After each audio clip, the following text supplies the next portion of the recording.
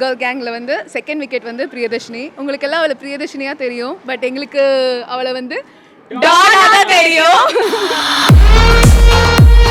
அவள் வந்து ஏன் டான் அப்படிங்கிறத வந்து மாப்பிள்ளை இன்னும் 4 நாளில் தெரிஞ்சுப்பாருன்னு நாங்கள் நம்புகிறோம். கொரியன் ஹார்ட் வைக்கிறோம் டான்காக. அநேகமாக மாப்பிள்ளை வந்து கொரியன் கற்றுக்கணும்.